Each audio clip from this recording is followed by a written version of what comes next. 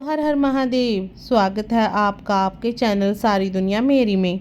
आज के हमारे इस वीडियो में हम आपके लिए बट सावित्री व्रत के पौराणिक कथा लेकर आए हैं।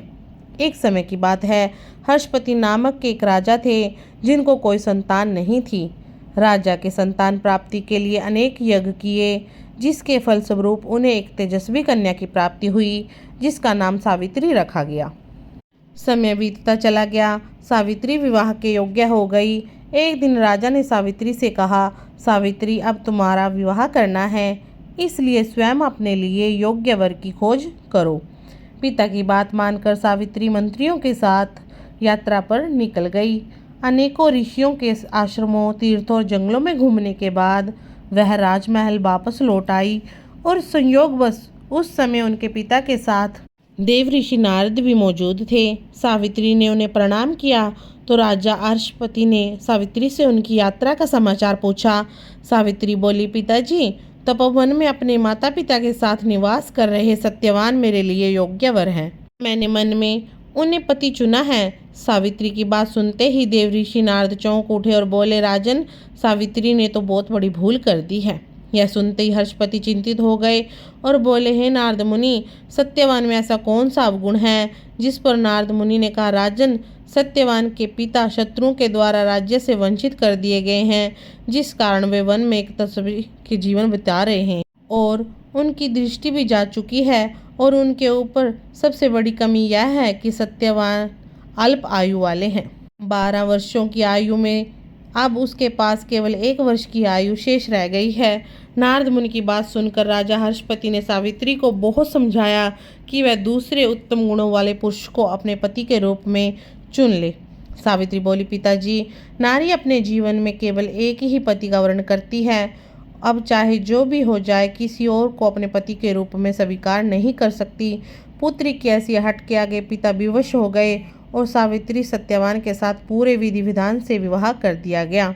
विवाह के पश्चाताप सावित्री अपने पति और ससुर के साथ वन में रहने लगी। समय के साथ सावित्री के मन में भय बढ़ता जा रहा था। नारद मुनि के कहे अनुसार अब उसकी पति की आयु केवल 4 दिन बाकी थी। सावित्री ने 3 दिन पहले से ही व्रत रखना प्रारंभ कर दिया। अत्यंत सत्यवान की मृत्यु का निश्चित चौथा दिन भी आ गया।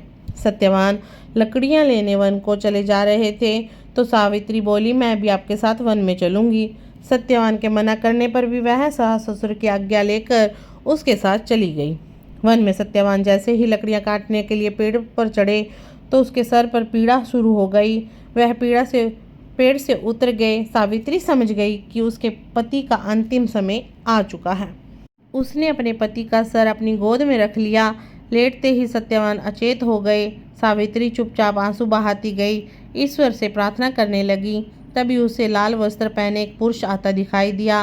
वह साक्षात यमराज थे। सावित्री बोली, महाराज, आप कौन हैं? यमराज ने उत्तर दिया, सावित्री, मैं यम हूँ और तुम्हारे पति के प्राण हरने आया हूँ। सावित्री आगे बोली, प्रभु, संसारिक प्राणियों को लेने तो आपके दूत आते हैं, फिर आज आप स्वयं क्यों आए हैं? यमराज बोले, सत्यवान एक धर्मात्मा तथा गुणों का सागर है। मेरे दूत इन्हें ले जाने के लिए योग्य नहीं हैं, इसलिए मुझे स्वयं यहाँ पर आना पड़ा। ऐसा कहकर यमराज ने सत्यवान के शरीर से प्राणों को निकाला और लेकर दक्षिणी दिशा की ओर चलने लगे। सावित्री भी उनके पीछे पीछे चल दी। सावित्री को अपने पीछे आता देख यमराज बोले, तुम मेरे पीछे कहाँ आ रही हो?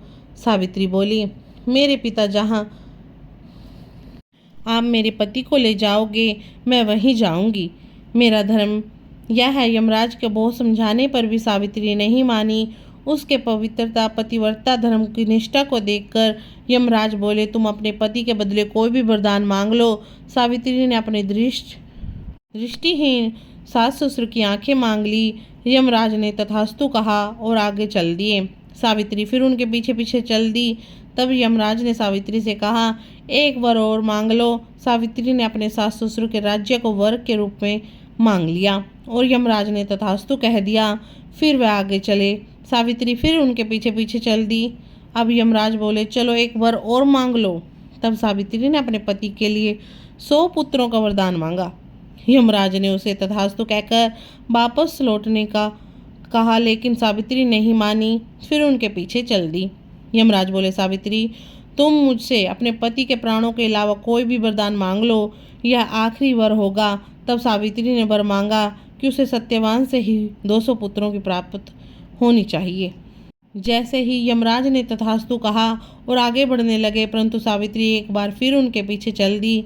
यमराज बोले, मैंने तुम्हारे मांगे हुए सभी मनवांछित वर तुम्हें दिए हैं, अब तुम्हारे मेरे पीछे क्यों आ रही हो? सावित्री बोली, महाराज आपने मुझे सत्यवान से 100 यशस्वी पुत्रों का वरदान दिया है, सत्यवान के बिना पुत्र कैसे संभव होंगे? ऐसा कहकर सावित्री ने यमराज से उलझन में डाल दिया। तब यमराज बोले, सावित्री मैं तुम्हारे पतिव्रता धर्म से अत्यंत प्रसन्न हूँ, सत्यवान के प्राणों को छोड़ रहा हूँ, साथ ही साथ तुम्हें आशीर्वाद देता हूँ कि तुम्हारी यह कहानी युगों युगों तक सुनाई जाएगी। ऐसा कहकर यमराज ने सत्यवान के प्राण छोड़ दिए और यमलोक को लौट गए। तब सत्यवान और सावित्री अपनी कुटिया में वापस पहुँचे तो सत्यवान के माता पिता की आंखों की दृष्टि लौट आई थी और उन्हें अपना खोया हुआ राज्य भी वापस मिल गया था। बोलो हर हर महादेव। दोस्तों, अगर आपको यह कथा अच्छी लगी हो तो हमारे चैनल को लाइक करें, शेयर करें और सब्सक्राइब करें। हर हर महादेव।